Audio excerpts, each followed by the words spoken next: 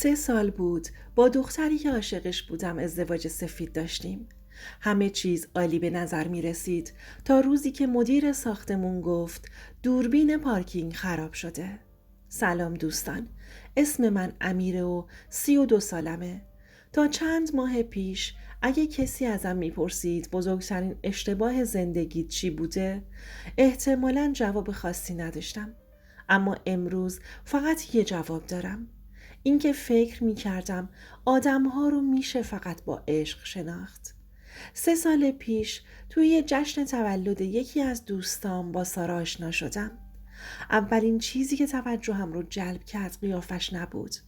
آرامش عجیبی بود که موقع حرف زدن داشت. نه بلند میخندید، نه سعی میکرد مرکز توجه کسی باشه. همین باعث شد برم سر صحبت رو باهاش باز کنم. گفتم اولین بار میبینمت. لبخند زد و گفت آره، من دوست دانشگاه مریمم. همون شب شماره همدیگر رو گرفتیم. چند روز بعد رفتیم کافه. قرار بود فقط یه قهوه بخوریم، اما نزدیک 4 ساعت حرف زدیم. از خانواده، کار، سفر، آینده. وقتی از کافه بیرون اومدم حس می کردم سالهاست میشناسمش. رابطمون خیلی آروم جلو رفت. نه دعوای خاصی داشتیم، نه قهرهای طولانی. حدود 1 سال بعد تصمیم گرفتیم با هم زندگی کنیم. هر دومون فکر می کردیم قبل از ازدواج بهتره اخلاق همدیگر رو توی زندگی واقعی بشناسیم. یا آپارتمان 70 متری اجاره کردیم و وسایل خونه رو کم کم خریدیم. یادمه اولین چیزی که خریدیم یه میز غذاخوری 2 نفره بود. سارا گفت یه روزی دور همین میز بچه هامون هم میشینن. اون جمله هنوز توی گوشمه، چون هیچ وقت اتفاق نیفتاد. من توی یه شرکت ساختمونی کار میکردم. بعضی روزا از 7 صبح میرفتم و شب برمیگشتم. سارا هم طراح گرافیک بود و بیشتر پروژه هاش رو از خونه انجام میداد. حقوق من صرف اجاره خونه و قسط ماشین میشد و درآمد سارا هم خرج وسایل خونه و سفرهای کوتاه آخر هفته. زندگی معمولی داشتیم. نه خیلی پولدار بودیم، نه مشکل خاصی داشتیم. حداقل من اینطوری فکر می کردم. حدود 6 ماه قبل از اون اتفاق کم کم رفتار سارا تغییر کرد. نه اونقدر که آدم شک کنه، فقط یه چیزای کوچیک.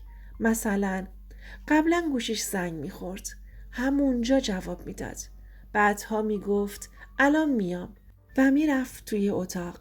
یا شبها گوشیش رو برعکس روی میز میذاشت. اولش برام مهم نبود. به خودم میگفتم هر کسی حریم شخصی داره. یه شب که داشت آشپزی میکرد گوشیش روی کابینت ویبره رفت.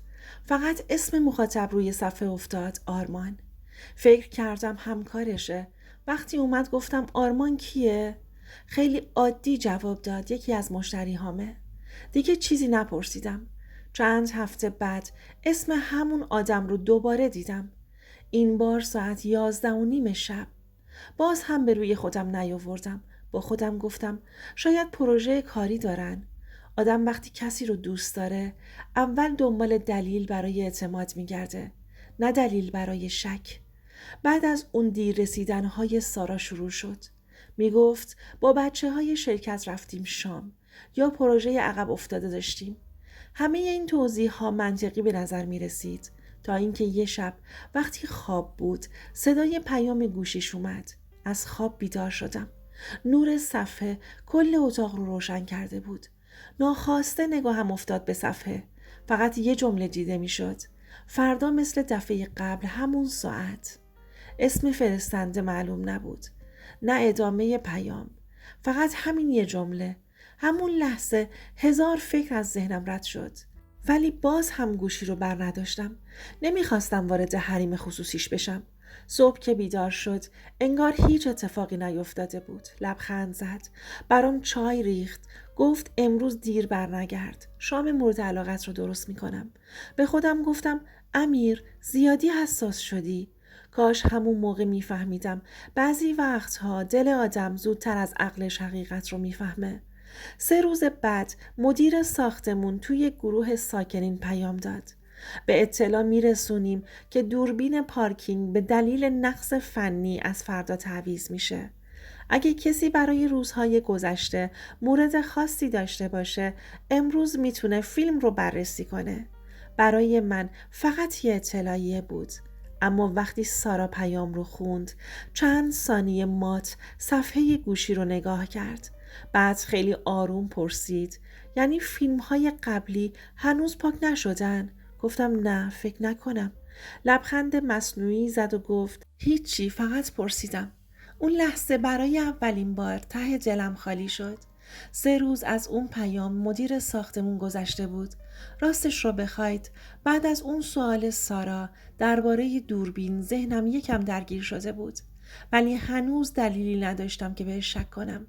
همه آدم ها ممکنه یه لحظه رفتار عجیبی داشته باشن. همین فکر باعث شد موضوع رو از ذهنم بیرون کنم. صبح چهارشنبه رئیس شرکت گفت: امیر، باید 2 روز بری اصفهان. پروژه رو فقط خودت میتونی جمع کنی. به سارا زنگ زدم و گفتم احتمالاً تا جمعه بر نمیگردم. با همون لحن همیشگی گفت باشه، مواظب خودت باش. بعد خندید و گفت برگشتی برات لازانیا درست میکنم. همیشه میدونست لازانیا نقطه ضعف منه. چمدونم رو بستم و راه افتادم. اما از همون لحظه ای که از خونه بیرون اومدم یه حس عجیبی همراهم بود. نه ترس بود، نه شک. یه حسی که نمیتونستم اسم روش بذارم. کارم خیلی زودتر از چیزی که فکر میکردم تموم شد. قرار بود جمعه برگردم. اما پنجشنبه عصر همه چیز تموم شد. با خودم گفتم به سارا چیزی نمیگم. میرم و سورپرایزش میکنم. توی راه براش گل خریدم. از همون گل فروشی که همیشه ازش خرید میکردم. حتی شیرینی هم گرفتم. با خودم فکر میکردم وقتی در رو باز کنه ذوق میکنه. حدود ساعت 7 رسیدم جلوی ساختمون. اولین چیزی که توجهم رو جلب کرد نبودن ماشین سارا بود. گفتم شاید رفته خرید. رفتم بالا. کلید انداختم. خونه ساکت بود. نه تلویزیون روشن بود، نه صدایی می اومد. گل رو روی میز گذاشتم. همون موقع چشمم افتاد به 2 تا لیوان روی کانتر آشپزخونه. یه لیوان همیشگی سارا، اون یکی یه ماگ مشکی که تا اون روز ندیده بودم. اول فکر کردم شاید تازه خریده، اما وقتی کابینت رو باز کردم دیدم جای همیشگی ماگ ها خالی نیست. اون ماگ اصلا مال ما نبود. چند دقیقه بهش خیره موندم. بعد دوباره با خودم گفتم شاید یکی از دوستاش اومده بوده. باز هم سعی کردم بهونه پیدا کنم. گلها رو توی گلدون گذاشتم و نشستم. حدود 40 دقیقه بعد سارا رسید. وقتی من رو دید برای یه لحظه خشکش زد. اون قدر کوتاه که شاید هر کسی متوجه نمی شد. اما من دیدم و بعد سری لبخند زد. گفت وای تو کی اومدی؟ گفتم سورپرایزه. بغلم کرد. اما این بار اون حس همیشگی رو نداشت.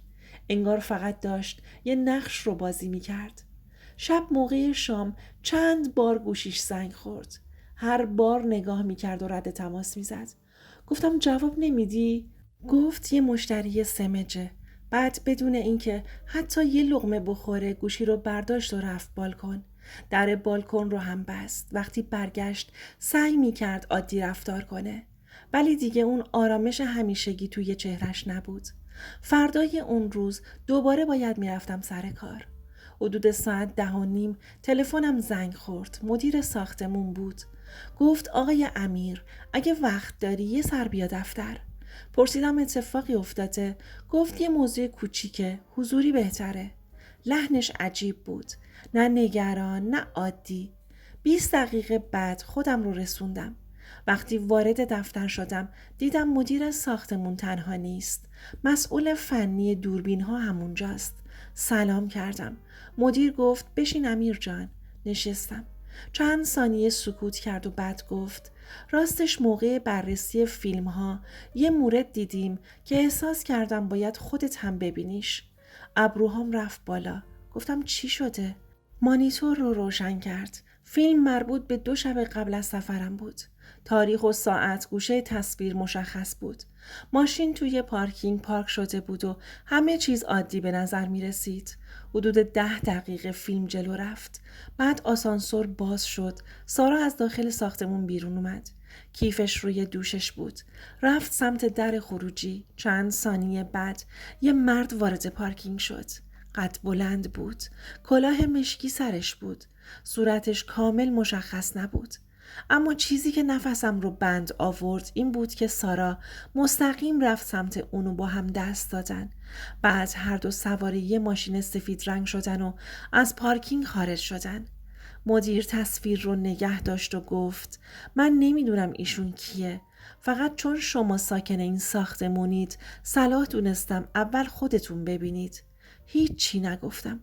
فقط به صفحه خیره مونده بودم. هنوز ته دلم امیدوار بود. شاید فامیلش بود. شاید. اما مدیر دوباره فیلم رو جلو زد. حدود 3 ساعت بعد همون ماشین برگشت.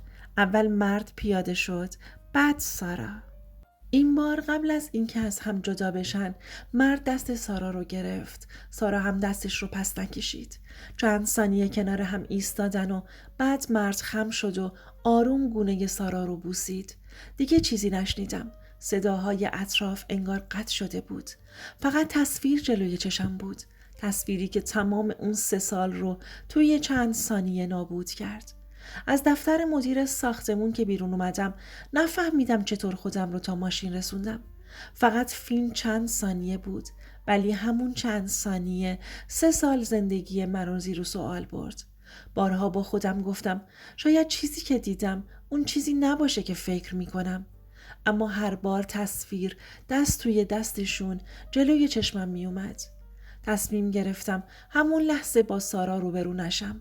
وقتی آدم عصبانی باشه ممکنه حرفی بزنه که بعدم پشیمون بشه.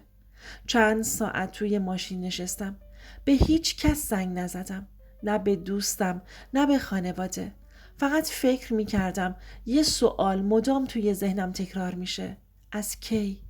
از کی همه چیز عوض شده بود و من نفهمیده بودم؟ شب که به خونه برگشتم سارا مثل همیشه روی مبل نشسته بود و سریال میدید. وقتی منو دید لبخند زد و گفت امیر چرا انقدر دیر کردی؟ فقط گفتم کار داشتم. اولین بار بود که مستقیم توی چشماش نگاه نمی کردم. اون شب شام نخوردم. هر کدوم یه گوشه خونه بودیم ولی سکوت. از هر دعوایی سنگین تر بود. صبح روز بعد سارا داشت آماده می شد که از خونه بره بیرون. گفتم امروز جایی نرو. باهات حرف دارم. چند لحظه نگاهم کرد و گفت اتفاقی افتاده؟ گفتم بشین. بدون اینکه چیزی بگه نشست. گوشیم رو از جیبم در آوردم. فیلم دوربین رو پخش کردم. همه چیز دوباره از اول شروع شد. پارکینگ، ماشین سفید، دست توی دست و اون بوسه کوتاه. فیلم که تموم شد سکوت خونه رو برداشت. سارا سرش پایین بود. نه گریه می کرد نه انکار می کرد. فقط نفس عمیقی کشید و بعد از چند ثانیه گفت دیگه چیزی برای پنهون کردن ندارم. همین جمله بدتر از هر اعترافی بود. پرسیدم اون مرد کیه؟ گفت اسمش آرمانه. همون اسمی که چند ماه قبل روی صفحه گوشیش دیده بودم. گفتم همکارته؟ گفت اول همکارم بود. بعد جملهش رو نیمه کاره رها کرد. ادامه دادم بعد چی؟ اشک توی چشماش جمع شد. گفت بعد از یه مدت بهش وابسته شدم. احساس کردم یه چیزی توی سینم شکست. پرسیدم از کی؟ خیلی آروم گفت حدود 7 ماهه. همون عددی که تمام فکرهام رو به هم ریخت. 7 ماه. یعنی وقتی کنار من میخندید، وقتی برای آینده برنامه میریخت، وقتی میگفت دوستم داره، همزمان با یه نفر دیگم رابطه داشته.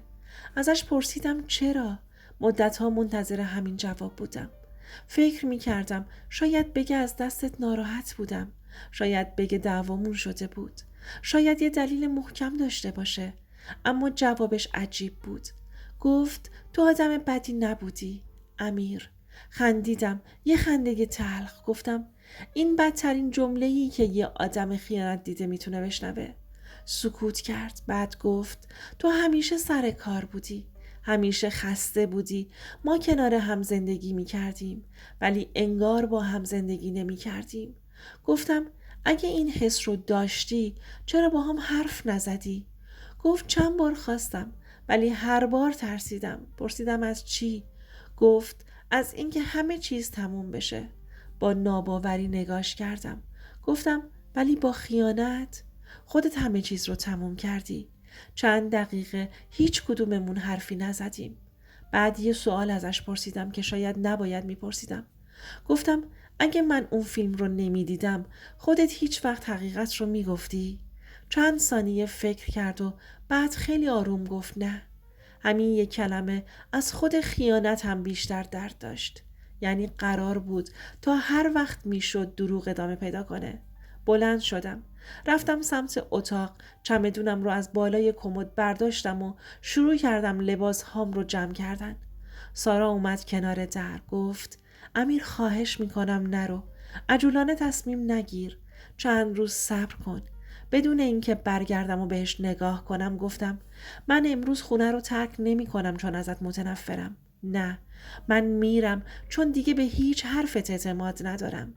چند لحظه بعد حلقه‌ای که همیشه دستش بود رو در آورد و روی میز گذاشت. گفت حق با توه. به حلقه نگاه کردم و بعد گفتم اعتماد مثل شیشه است.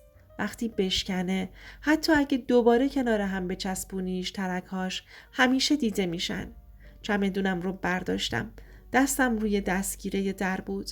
اما قبل از اینکه از خونه بیرون برم سارا آخرین جمله‌ای رو گفت که هنوز بعد از این همه مدت از ذهنم پاک نشده. گفت امیر من تو رو از دست ندادم. من خودم رو از دست دادم. نمیدونستم این حرف واقعا از روی پشیمونیه یا فقط دیر فهمیده بود چه چیزی رو خراب کرده. در رو بستم و برای همیشه از اون خونه بیرون اومدم. 3 هفته از اون روز گذشته بود. این 3 هفته شاید طولانی ترین روزهای عمرم بود. خونه یکی از دوستان مونده بودم.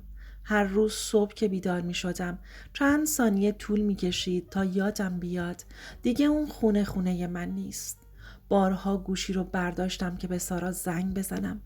نه برای اینکه برگردم، فقط می خواستم بپرسم چرا وقتی هنوز می شد همه چیز رو با صداقت تموم کرد راه دروغ رو انتخاب کرده بود. ولی هیچ وقت زنگ نزدم. بعضی سوالها حتی اگه جوابشون رو هم بدونی زخمشون خوب نمیشه. کم کم وسایلم رو از خونه جمع کردم. قرار گذاشتیم زمانی برم که خودش خونه نباشه. نمیخواستم دوباره باهاش روبرو بشم. وقتی وارد خونه شدم همه چیز سر جاش بود. مبلها، میز غذاخوری، قاب عکسی که از سفر شمال گرفته بودیم. انگار هیچ اتفاقی نیفتاده بود. فقط یه پاکت سفید روی میز بود و روش با خط سارا نوشته شده بود برای امیر. چند دقیقه فقط به پاکت نگاه کردم.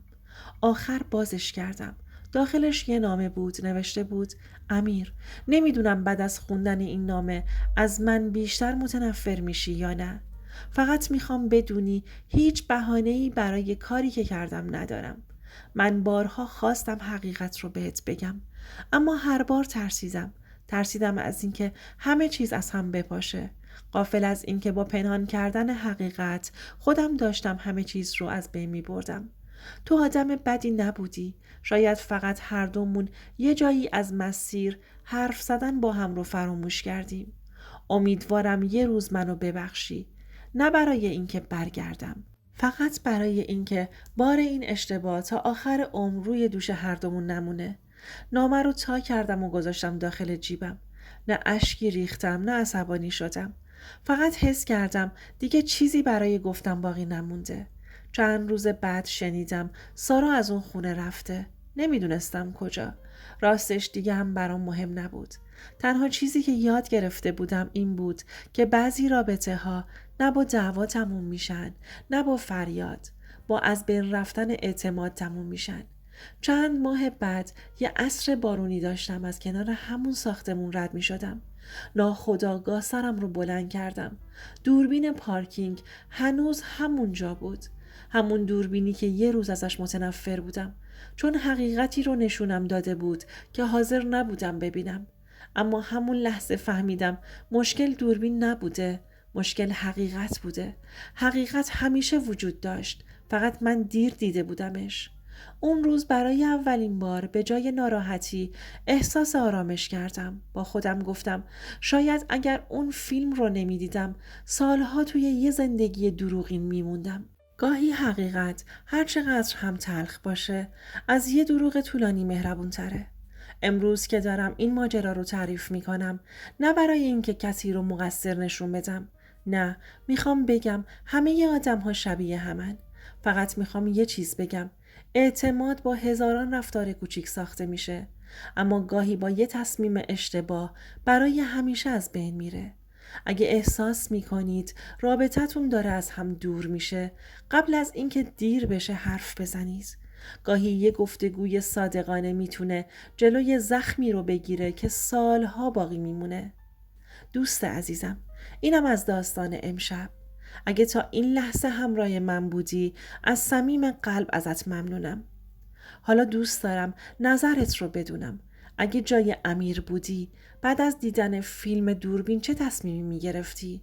آیا رابطه رو همون لحظه تموم میکردی یا به خاطر 3 سال زندگی مشترک یه فرصت دیگه میدادی؟ حتما نظرت رو توی کامنت ها برام بنویس. من تک تک کامنت ها رو میخونم و شاید داستان بعدی از دل یکی از همین نظرهای شما شکل بگیره. اگه از این سبک روایت ها خوشتون اومده کانال سایه های خیانت رو دنبال کن و زنگوله رو هم فعال کن تا قسمت بعدی رو از دست ندی. ممنون که تا پایان داستان همراه من بودی.